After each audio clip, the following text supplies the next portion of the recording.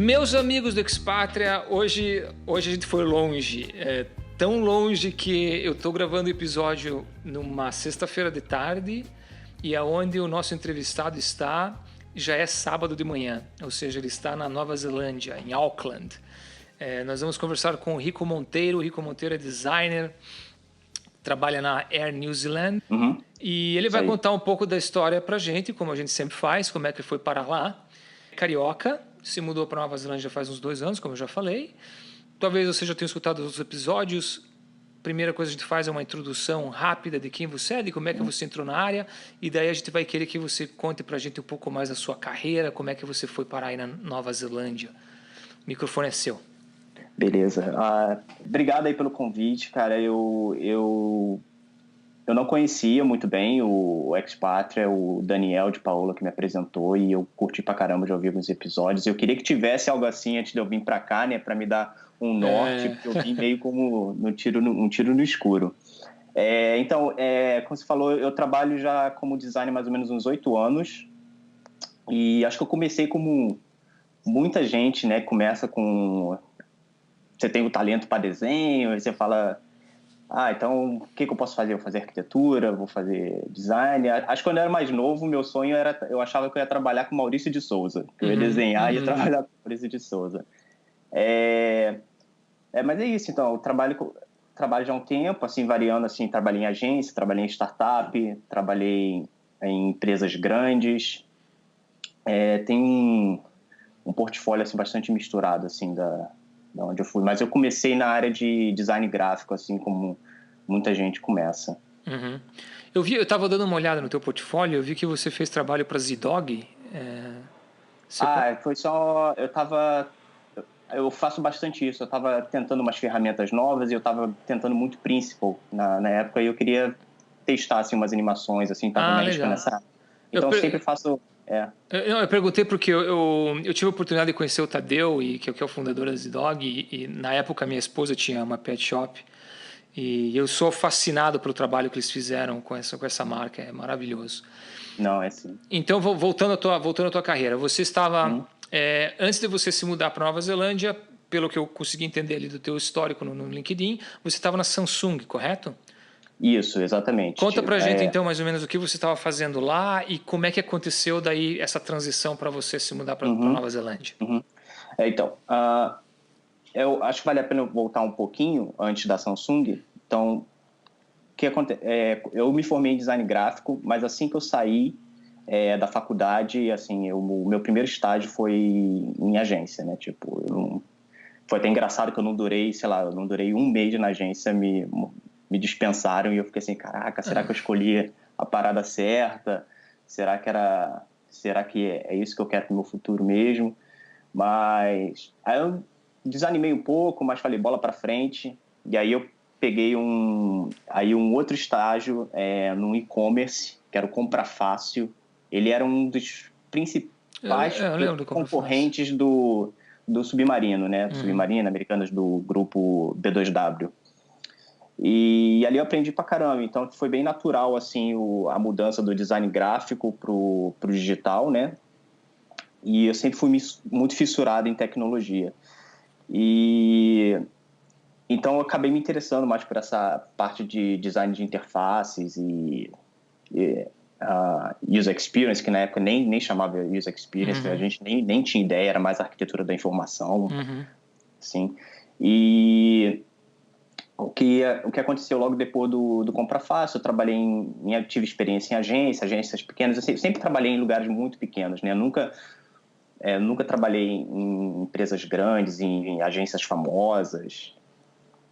E logo depois disso, trabalhei em mais um e-commerce pequeno também. E aí eu tive a oportunidade de ir para a Samsung. Alguém de lá viu meu portfólio no Behance. É uma parada que eu sempre faço. Eu tentava, né? Agora está bem desatualizado, mas eu tentava manter sempre o portfólio atualizado, fazendo uns projetos conceitos, uns redesigns. Como eu não tinha a oportunidade de trabalhar mais com design de interface, eu queria mostrar o que eu podia fazer. Sim. E eu sempre tive isso na minha cabeça de, se você construir, eles virão. Sim, ser bastante proativo. Mas não é só construir. É tipo, se você construir, se você divulgar, se você planejar, eles virão. Então, foi isso. Então, eu falei, pô, se eu quero que... Se eu... Pô, eu não tive todas as oportunidades que a galera teve de trabalhar em lugares grandes, de já trabalhar em projetos bacanas, projetos para marcas conhecidas. Aí eu falei, vou mostrar aqui o que eu posso fazer, porque vamos ver. E aí alguém de lá viu meu portfólio, perguntou se eu queria fazer o processo seletivo, e eu falei, não, beleza, vamos lá, tal. E aí eu acabei mudando para Samsung. E aí acabei entrando, né? Pô, tive que mudar do Rio de Janeiro para Campinas, né? Que a Samsung, ela tem os institutos de pesquisas, né, pelo Brasil. E esse era um instituto de pesquisa lá em Campinas, São Paulo. E foi esse processo de mudança aí do Rio para Campinas. Eu ainda estava eu tinha começado uma pós-graduação lá na PUC, né? De ergodesign de interfaces, e eu tinha que ficar fazendo essa ponte, né, tipo São Paulo, Campinas, todo final de semana para terminar a pós, porque curso voltado para usabilidade UX ainda não tinha muito pelo Brasil, não tinha muito, e tipo, não tinha em São Paulo, não tinha como transferir da PUC de São Paulo do Rio para São Paulo. Então foi essa mudança na Samsung, de Campinas para Samsung, e lá eu tive mais contato com essa parte de user experience, de pesquisa, que eu não tinha no meu background, né? Tipo, a pós-graduação foi justamente para isso, foi justamente para eu ter mais contato com essa parte, para não só ficar pensando na beleza interface. Da interface. E que tipo de produto vocês trabalhavam lá dentro? Era mais produto para celular, para TV?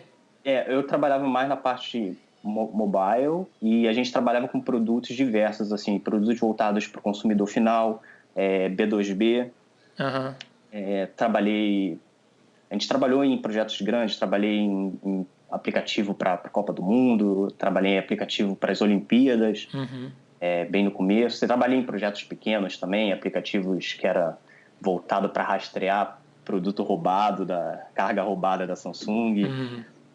Então, mas foi uma experiência bem bacana, e tipo, ter um nome...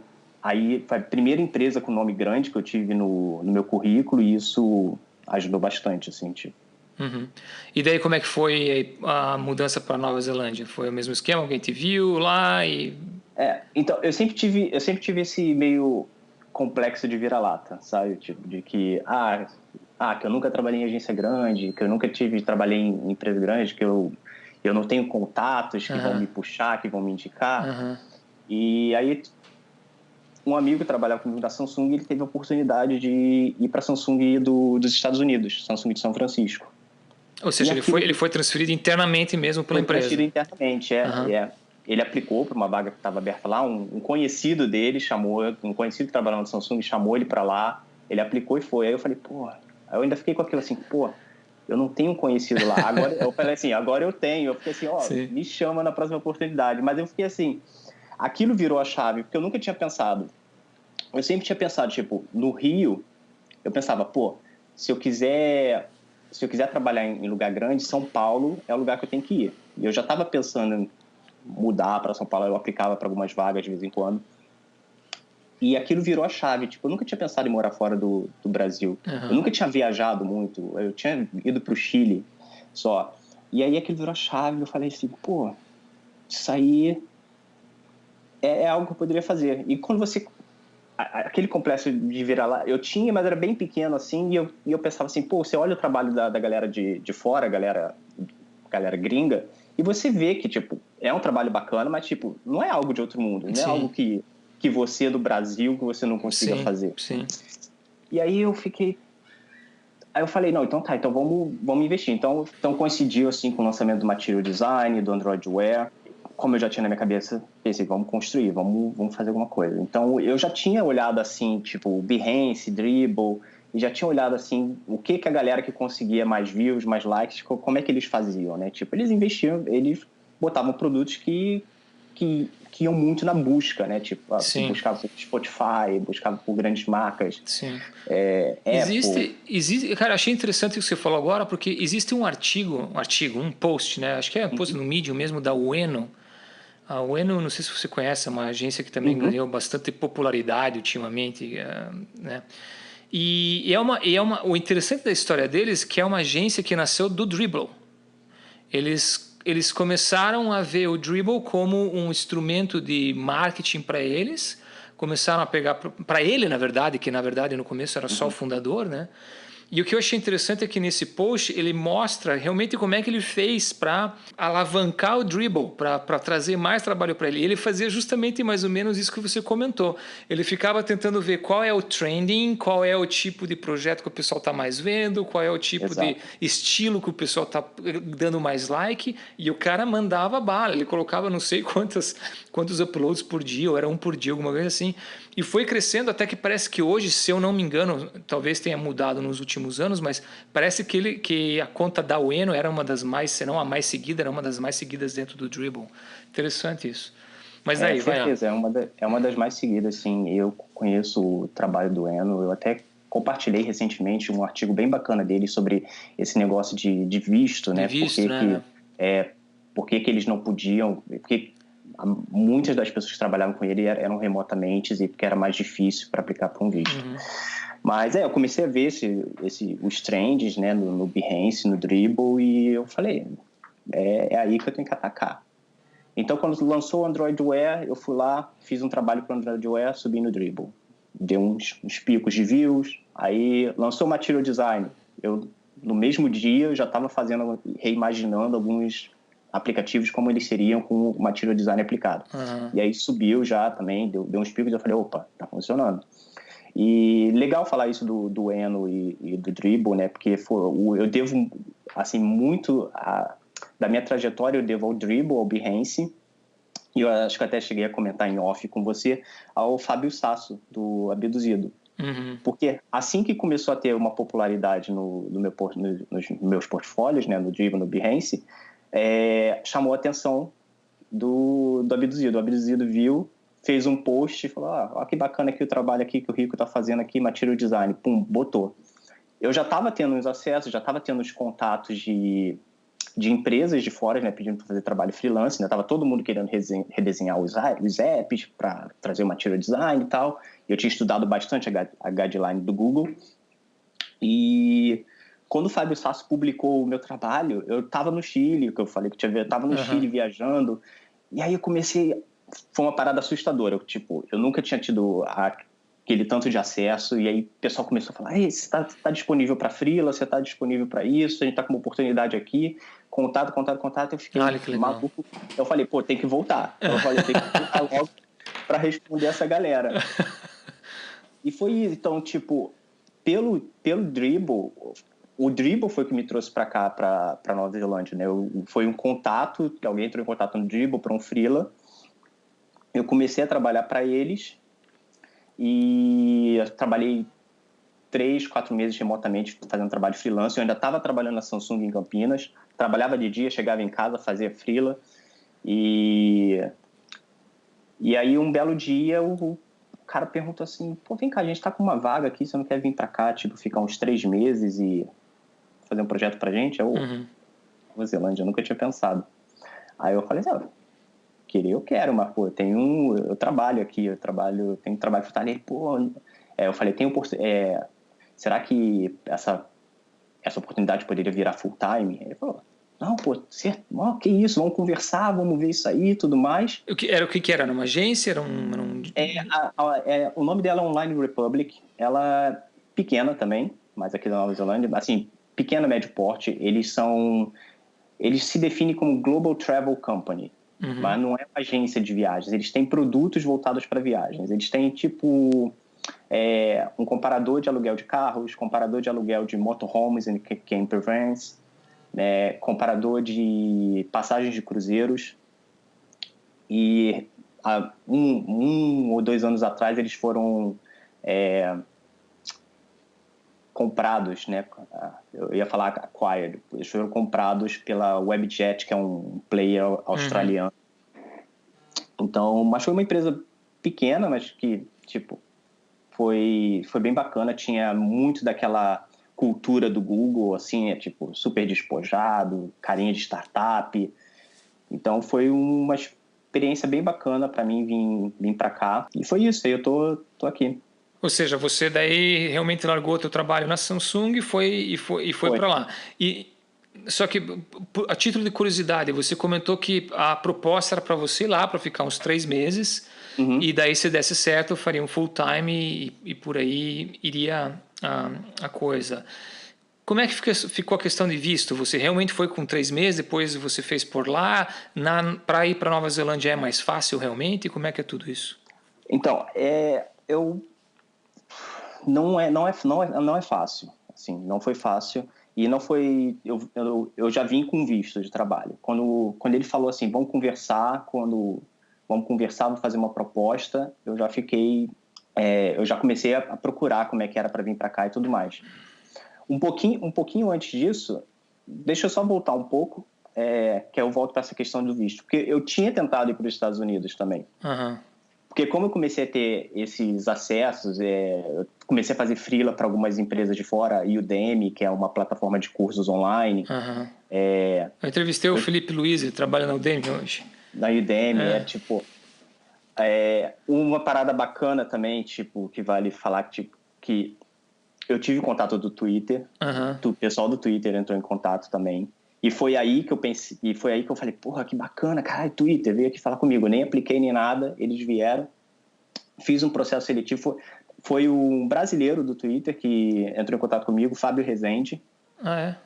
Ele entrou em contato comigo e falou, pô, vi seu projeto e tal, a gente tá com uma vaga aqui, você quer participar do processo? Falei, vamos nessa e tal. Foi um processo longo, assim, de uns 4 meses de entrevista. Eu cheguei a fazer entrevista com o Design Creative Director do Twitter, Mike Kruzeninski. No final acabou não rolando, mas eu não deixei baixar a bola, e eu falei, pô, bacana. E eu falei, foi bacana, tipo, pra ver, tipo, pô, se uma empresa como o Twitter está interessada em mim, eu tenho oportunidade de ir pra fora. Aí eu tentei, a Udemy também, que eu estava fazendo freela para eles, eu vi que eles estavam com uma vaga aberta, voltaram para mobile, eu já estava trabalhando com eles já há uns 2 ou 3 meses também, fazendo freelance, e a gente entrou no processo seletivo, mas você pode até me corrigir se eu estiver enganado, quando parece que para o visto dos Estados Unidos você tem que aplicar até o dia 1º de abril. Né? Se for pelo H1B, tem esse. Eu não sei se o prazo é o 1º de abril, mas é por aí, E aí já estava muito em cima, assim, já era tipo março, né? Então o pessoal lá do recrutamento, né?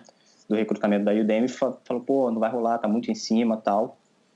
E aí eu pensei, pô, então não é para. Bom, Estados Unidos está fora de cogitação agora, porque eu vou ter que esperar 1 ano. E aí eu comecei a investir na Europa, né? Tinha um recrutador da Europa entrou em contato comigo, me botou em contato assim, com umas startups, empresas, e no final já estava quase fechando assim para ir para Berlim. Né? Já estava com um pezinho já em Berlim, só faltava ir lá conhecer a empresa, falar com eles. Mas aí sabe quando você vê na foto, você vai lá na página da empresa e tem a foto lá do time, lá tudo mais, eu vi aquele pessoal tudo com aqueles casacos pesados, né? Falei, cara... Aí eu do Rio falei assim, vai ser tenso. Vai ser tenso. Aí eu pensei, pô, eu tô fazendo trabalho para essa empresa de Nova Zelândia, vou perguntar se eles têm vaga. Só que eu nem cheguei a perguntar, o cara veio falar comigo antes. E aí foi isso. Aí voltando para a questão do visto, aí foi aí que eu vim para Nova Zelândia. Aí, mas voltando para a questão do visto, então, eu fui, acho que um dos primeiros, assim, contratados de fora. Então, o pessoal da RH não tinha muita experiência, assim, como é que fazia para trazer. Então, ela falou assim, dá uma olhada no site da imigração aí, ver como é que é. Ela falou para você fazer. Exato. Então, tipo, eu tive que pesquisar por conta própria, né? Aí eu pesquisei, assim, eu vi, assim, mais ou menos o tipo de visto. Eu acho que é esse visto aqui. Eu mandei para ela e falei assim, eu acho que é esse tipo aqui. Que é o meu foi o Essential Skills Migrant Visa, que é um caso especial, tipo, se eles estiverem precisando de alguém que tem uma habilidade específica, eles podem trazer de fora. Mas para isso, o que é que eles precisam? Eles precisam provar que eles divulgaram a vaga por pelo menos 1 mês, que eles não acharam ninguém, né, apto a... não acharam nenhum residente, né, nenhum cidadão apto a preencher a vaga. E aí tem que comunicar ao governo, e o governo ele vai mandar uns perfis ainda para ele. Ainda manda assim, ó, tem essa Não, a gente aqui. Tem aqui para você, Tó. Tem Não aqui. sabia disso. Tem essa galera aqui que acho que pode servir. E mesmo se não servir, eles podem trazer de fora.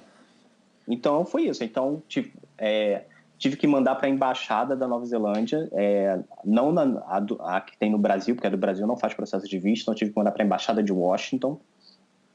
Então, mandei para Washington e fiquei esperando, né?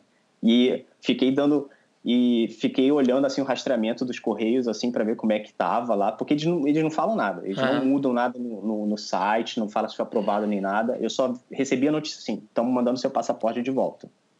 Sem saber se ele tinha sido aprovado ou não. Sem saber nada. Sem saber nada. Então, tipo, o passaporte chegou.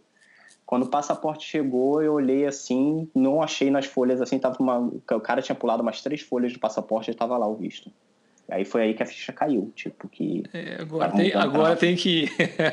Eu tava mudando pra Nova Zelândia, que eu não sabia nada da Nova Zelândia. A única coisa que eu sabia da Nova Zelândia era Senhor dos Anéis e esportes radicais.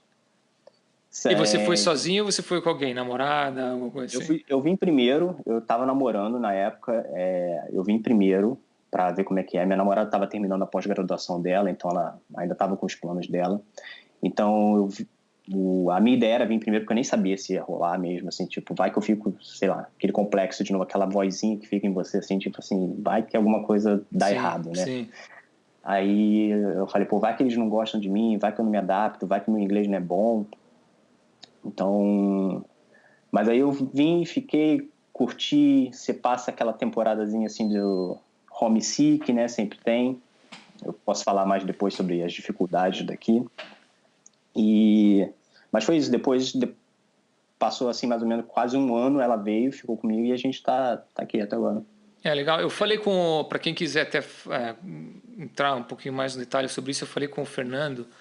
O Fernando está na Finlândia e a gente falou bastante sobre esse problema da parte emocional, né, de você fazer uma mudança dessa, né? Porque você vê muito pela parte do glamour, né? De você, eu vou morar no primeiro mundo, tudo maravilhoso, lindo, mas quando você sai da novidade, né, e entra no cotidiano da tua vida normal, de ter que ir lá embaixo comprar pão e ter que ligar para resolver problema de TV a cabo, essas coisas assim, é que o bicho pega realmente para o problema de língua e tudo mais, né?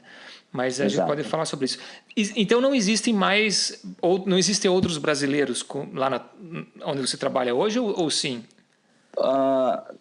Na Online Republic eu conheci um brasileiro, mas ele não era designer, ele trabalhava na parte de Customer Care. A gente é amigo até hoje, a gente faz um churrasco juntos de vez em quando. Hoje mesmo a gente vai tomar umas cervejas aí, aproveitar o dia. Mas foi o único brasileiro assim, que eu conheci na mesma empresa, né? Tipo, na New Zealand eu já ouvi alguém falando em português lá, mas...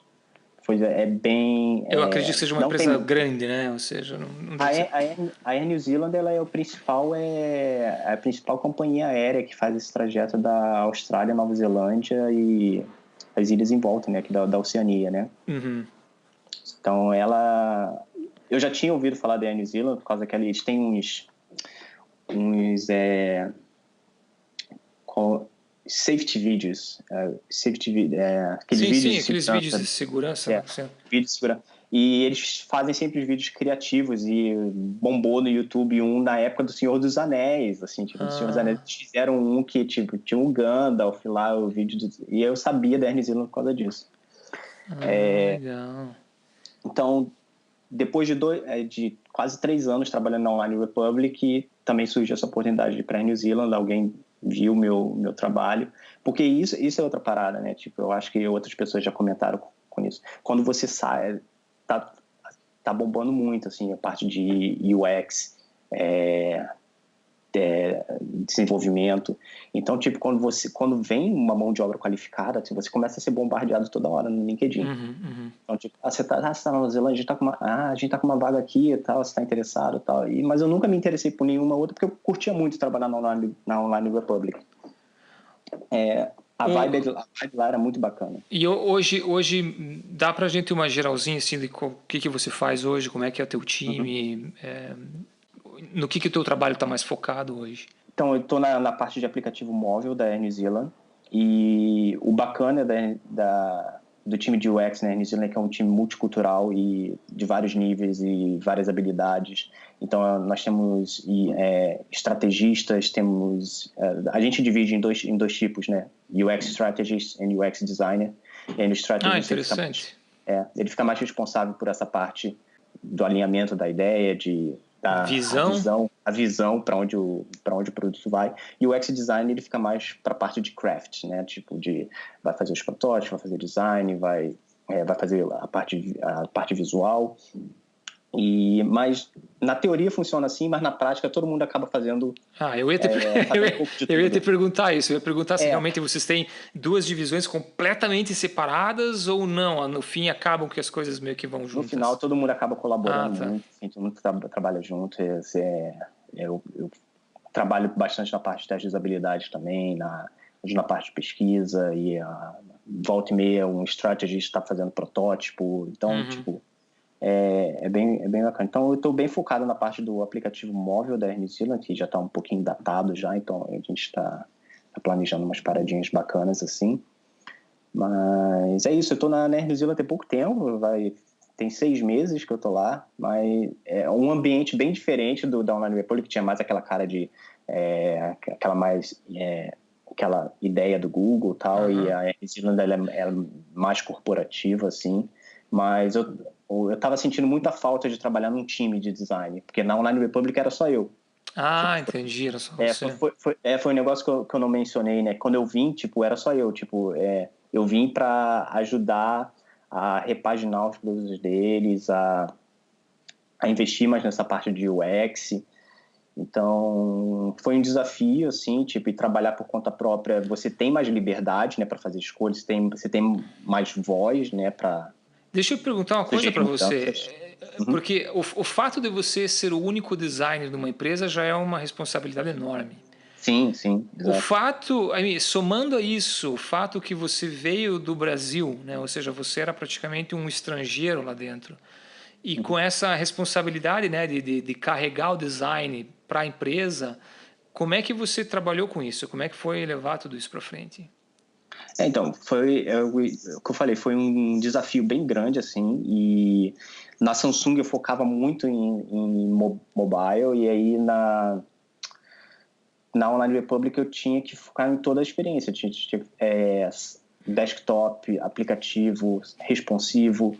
Então foi um aprendizado, assim, tipo, no final eu tinha que aprender por conta própria, porque não tinha outros designers ali, e sempre que eu falava para investir nessa parte, era sempre, a gente tinha um problema do espaço, que não tinha um espaço grande no escritório, mas foi isso. Então, tipo, foi bem difícil, assim, para mim. Eu senti bastante falta da parte de ter outros designers para colaborar, para discutir ideias, para apoiar as minhas decisões, né? Porque você tem mais liberdade, você tem mais voz, mas você também tem que defender o seu design, você tem que defender a sua proposta. No final, acabou pegando muito, assim, para mim. Eu fiquei bastante tempo lá, fiquei quase 3 anos, assim, mas eu sentia que eu não estava evoluindo, assim, tipo, eu não estava evoluindo profissionalmente, mas era muito difícil sair, porque era uma empresa muito bacana, assim, tipo, e você começa a entrar naquela zona de conforto, né, e você fala assim, pô, o que vai acontecer? Mas meu visto tá atrelado para essa empresa também, se eu for para outra, pedir a transferência, e aí vai que não rola também, eu tenho que voltar pro Brasil, então, tipo, tem aquele medo, tem a zona de segurança, mas tem um medo aqui, pô, o que eu vou fazer? Eu já vim para cá, então o que eu vou fazer?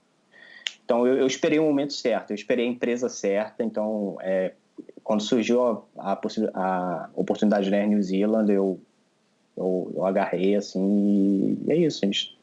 Então, daí, você comentou que tem um time na New Zealand. Esse time, como é que é? Uma estrutura de time de produto mesmo? Você tem product managers, você tem desenvolvedores, parte do mesmo time? Vocês estão todos nos mesmos lugares ou no mesmo lugar? Ou como é que é? Como é que é a divisão desse time? Até para entrar, até a época que eu entrei na Air New Zealand foi uma época boa, porque antigamente os designers eles estavam espalhados pela empresa. Tipo, cada time tinha um designer, alguma coisa, algo desse jeito. E aí o Product Manager que entrou lá agora, que entrou já tem entrou um ano atrás, ele reuniu os designers e montou o time de UX mesmo. E agora a NZilla era dividida em neighborhoods. Então, tipo, tem o Connected Customer, tem o Digital Retail, tem alguns outros que eu não lembro. E o time de UX ele fica flutuando entre essas neighborhoods lá. E quando alguém precisa de fazer pesquisa para fazer pesquisa para uma melhoria, fazer pesquisa para um novo produto, tem que testar o novo aplicativo, é o time de UX que vai para isso. É o time de UX que entra em jogo. E o time de UX é dividido em 3 squads, e o meu squad ele é dessa parte de aplicativo móvel. Tem N produtos, tem interface para quiosque, interface para... Eu estava curioso sobre isso. Vocês fazem também, por exemplo, a parte de design das telas que vão dentro dos aviões, Sim. essas coisas assim também ou não? Ou são empresas terceirizadas que fazem isso? Sim, tá tendo uma parada bem bacana agora que vai ser o novo sistema de entretenimento de bordo, o nova interface para quiosque, para bag drop, onde você deixa a sua bagagem, faz aplicativo para tripulação de bordo, né? Para tripulação, para parte de engenharia, que mais?